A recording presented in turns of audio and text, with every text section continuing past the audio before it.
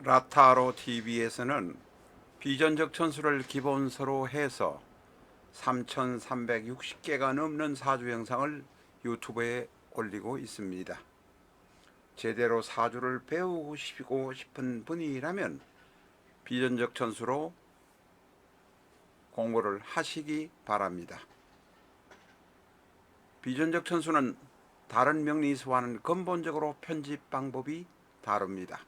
이 책 한 권으로 중급 이상의 실력을 얻으실 수 있습니다. 비전적 천수는 60개의 기둥, 60간지를 기준으로 해서 책을 편집했습니다. 갑자부터 출발해서 개까지 가는 60개의 기둥 사이사이에 격과 국의 이론, 사주의 기본 원리, 12운성 같은 비전들이 비밀리에 전하는 포인트들이 들어 있습니다. 비전적 천수는 지금 131회까지 유튜브에 업로드되어 있습니다만 비전적 천수 책의 중반 혹은 후반을 영상으로 보시고 싶으시면 사주 실전적 천수 333 엔터 이런 식으로 찾으시면 관련 영상을 모조리 찾으실 수 있습니다. 잘 활용해 보시기 바랍니다.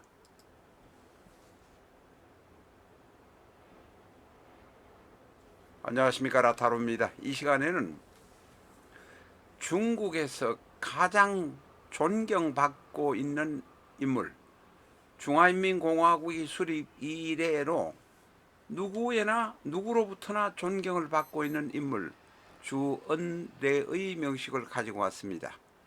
주은래는 1898년 강소성 출신입니다. 강소성이 그 상해 옆인 것 같습니다. 무술, 갑인, 정묘, 경술. 무술, 갑인, 정묘, 경술. 주원래 사주는 이 인성의 세력이 대단히 강합니다. 간목, 임목, 묘목. 월지를 임목이 장악하고 있고 또한 일지의 묘목이 있습니다. 인호술 아닙니다. 예, 인묘의 방합의 반합이지만 방합은 일단은 합으로 보지는 않지만 월주가 간여지동이라 그리고 인옆에 방합의 묘가 있어서 목의 왕지가 있어서 대단히 강한 것만은 틀림없다. 이 강한 인성의 세력이 일간정을 도와주는 모습이라 목과 화가 똘똘 뭉쳐있는 모습입니다. 초년에는 무술 사연이 많겠지만 갑인 고집으로 버티면서 저항을 하고 공산주의자 활동을 했겠지만 말년에는 묘에서 정화로, 정화에서 술로, 술에서 경검으로, 목생화, 화생토, 토생검으로 통관이 좋습니다. 이 사주는 대단히 강하고 훌륭한 모습을 가지고 있습니다. 일간 정화는 술토 안에 지장간에 뿌리를 두고 있습니다. 간목은 인목, 묘목에 뿌리를 두고 있고 경검은 술토 안에 신금 두 곳에 뿌리를 두고 있습니다. 이 주원래 사주는 대단히 강합니다.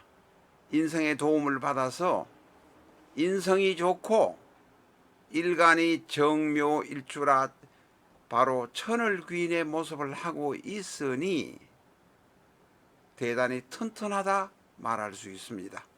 그러나 주원래도 살아가면서 고통이 없었던 것은 아니라고 생각됩니다. 문화대혁명이 나고 그게 끝날 쯤 돼서 1976년 1월 8일 날 사망했으니 10년 가까운 광풍이 부는 그 시절의 정신적인 고통으로 더 이상 견디지 못하고 80이 되지 못해서 죽었다고 생각됩니다. 이 주얼레에게는 정말로 거의 60년 이상 같이 살은 부인이 덩잉초가 있습니다. 이 덩잉초의 명식입니다. 궁합도 좋습니다. 덩잉초의 정유의 유가 주얼레의 정묘 경술과 모였을 때 바로 철쇠의 계금이 됩니다. 60년 가까이 60년이 넘는지 가까이 살면서 거의 100년 해로 하면서 호흡을 잘 맞춰 살았기 때문에 말년에 그래도 평온하게 죽을 수 있었다 생각이 듭니다. 그런데 우리가 사주를 보면 사주가 참 맞구나 하는 생각을 하는 경우들이 많이 듭니다. 주얼레에게는 정화가 있습니다만은 바로 자식이 없습니다. 일간 정화에게 자식은 수입니다. 그러나 불행하게도 주얼레에게는 어디에도 수가 없습니다.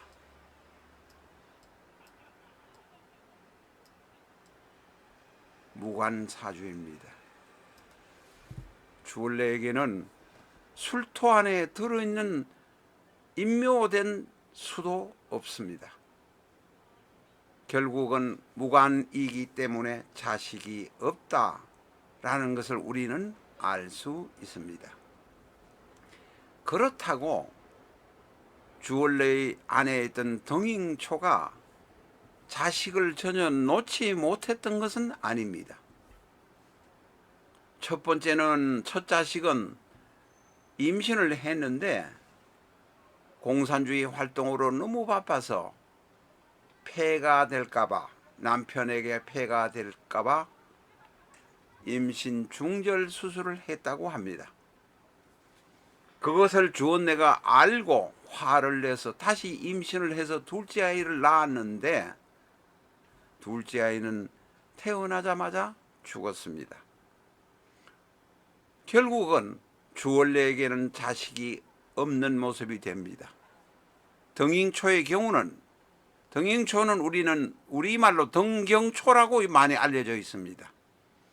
이분은 덩잉초는 그래도 오래 살아서 내중에 중국의 중요한 정치적인 활동을 하면서 살다가 88세에 사망한 인물입니다.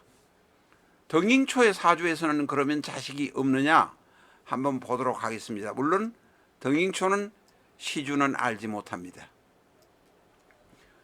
그런데 덩잉초의 사주를 보면 여명에게는 정화의 여명에게는 바로 식상이 자식입니다. 그런데 식상이 미토로 일간하고 멀리 떨어져 있습니다.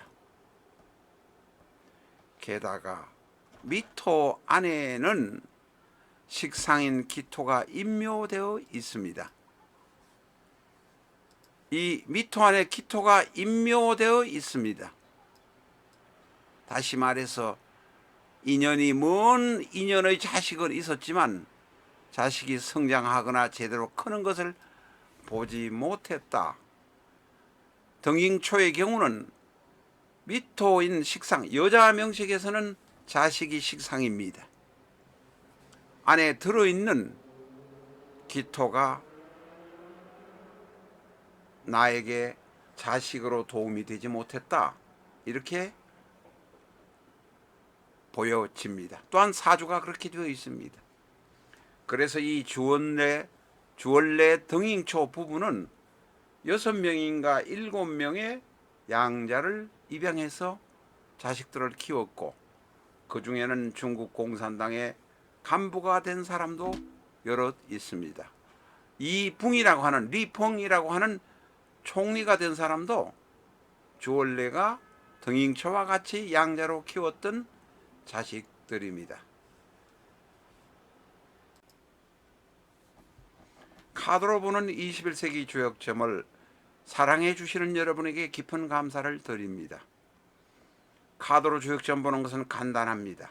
파란 카드 한 장, 빨간 카드 한 장 잡으시면 점치는 행위는 30초 안에 끝납니다. 점을 치기 전에 마음을 가라앉히고 차분하게 점치는 것이 물론 중요합니다.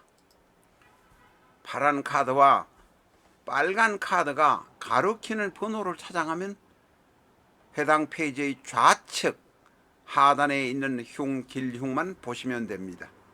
여기에 관해서는 그전에 상세하게 설명을 여러 번 드렸으니 오늘은 생략하도록 하겠습니다. 응용편으로 쓰고 있는 상대의 마음 알아보기에 관해서 말씀드리도록 하겠습니다. 상대의 마음 알아보기는 파란 카드 64매 중에서 16매만을 사용합니다. 내가 교제하려는 상대의 속마음, 나와 동업하고 있는 사람의 속마음, 나와 관련된 사람의 속마음을 알 수 있습니다. 이 영상을 스톱시켜 놓고 바로 공부하실 수 있습니다. 무당이나 철학관에서 이 주역점 상대의 마음 알아보기 활용 많이 한다는 말씀을 전해드립니다. 이 영상 스톱시켜 놓고 공부하시기 바랍니다. 카드만을 원하시는 분이 계신데 정리된 카드는 배송비 포함 23,000원, 정리하지 않은 카드 원지는 배송비 포함 13,000원 공급해 드리고 있습니다. 카드를 잘라서 카드의 라운드를 둥글게 하는 코너 라운드는 배송비 별도 3,500원에 공급해 드리고 있으니 책 주문이나 카드 주문할 때 같이 해주시기 바랍니다. 끝까지 시청해 주셔서 감사합니다.